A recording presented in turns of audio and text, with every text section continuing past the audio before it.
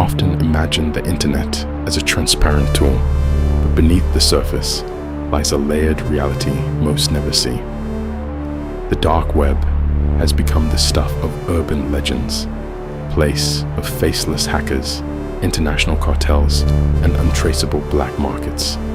But for a decade, the most chilling service offered in these hidden corridors was actually a multi-million-dollar lie.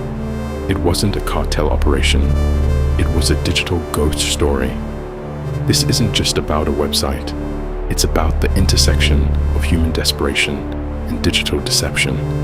We are going to deconstruct the hitman phenomenon, not as a standard crime story, but as a deep-rooted sociological disaster that has claimed real lives without a single professional bullet ever being fired.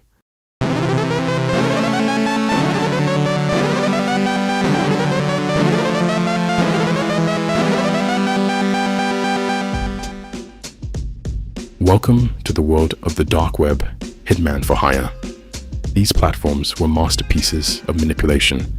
They featured sleek interfaces, polished terms of service, escrow systems, and even 24/7 customer support portals. They were designed to look like legitimate businesses to someone who was too blinded by hate to see the red flags. But what you are looking at is a digital mirror, a reflection of the worst parts of human nature, sold to the desperate for the price of untraceable Bitcoin. These sites commodify murder, creating a frictionless marketplace for those who lack the physical courage to act, but possess the pathological darkness to pay. Besa Mafia was the archetype of this deception. It didn't just exist on the fringes, it dominated the conversation. It used a sterile, professional layout that mimicked the look of corporate software to build trust. If you messaged them about a target, they would engage you in professional dialogue, providing quotes and timelines. But behind the curtain, it was a cynical, Romanian-run scam. They weren't hiring killers, they were harvesting hope and cryptocurrency. The administrators were likely just sitting in a room somewhere, laughing as they watched people deposit thousands of dollars for assassinations that were never going to happen. They were playing a game where the only real victim was the client's wallet. They preyed on the homicidal ideation of their clients, knowing full well that a murderer in the midst of a crime will never report a scam to the police. Then enters Chris Monteiro, a cybersecurity researcher who decided to look past the smoke and mirrors. He didn't just research the site, he gutted it. In 2016, he discovered a critical vulnerability and exploited it to gain full backend access to the Besa Mafia servers. He saw everything. He found a kill list containing over 175 specific requests for murder. He wasn't just looking at random data, he was looking at a database of pure human hate. It contained names, home addresses, pattern of life schedules, and photos. He spent years triaging these threats, working with international police to warn victims who didn't even know they were marked for death. He essentially performed a one-man intelligence operation, turning a criminal server into a shield for the innocent.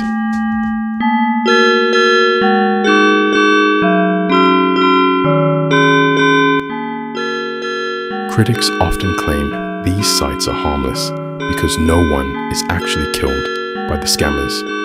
But that perspective misses the most dangerous reality. Take the case of Stephen Allwine. Evidence linking Stephen Allwine to Amy Allwine's death. He was a church elder in a quiet Minnesota suburb who tried to buy a hit on his wife, Amy, via Besa Mafia. When the site took his money and failed to provide a killer, he didn't walk away. He grabbed his own weapon and finished the job himself. The site didn't pull the trigger, but it validated his murderous intent. It gave him the permission he needed to transition from a man who wanted to kill into a man who did kill. This case serves as the ultimate sanity check for the argument that these sites are harmless. They act as a catalyst for violence. Then there is the other side of the coin. Bob Innes's Rent a Hitman. Unlike the scammers who just want your Bitcoin, this is a masterful honeypot. It invites the crime, so it can be documented. Every click, every inquiry, every specific target name, it's all being fed directly to the authorities.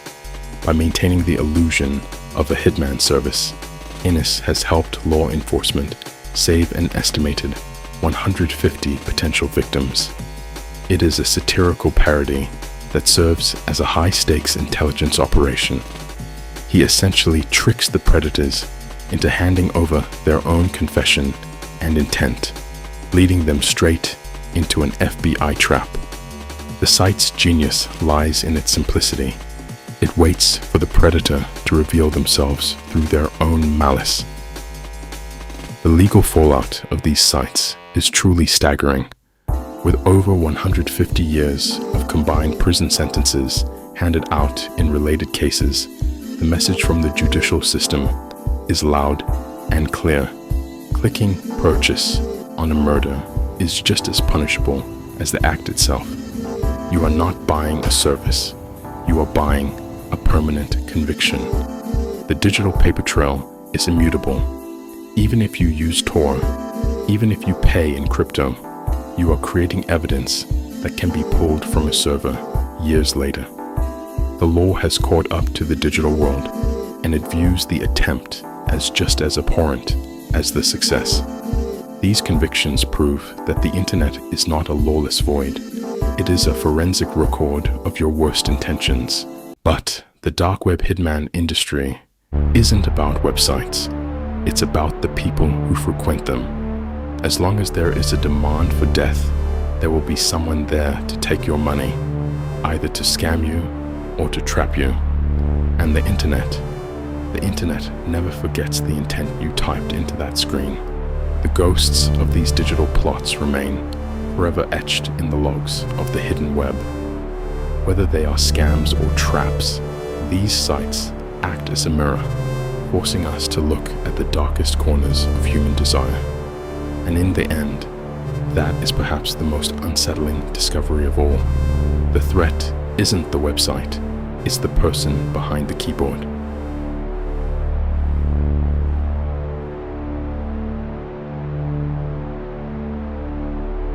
Please subscribe and like if you enjoyed my first video. Sharing is also very much appreciated. Let me know what you liked most in the comments.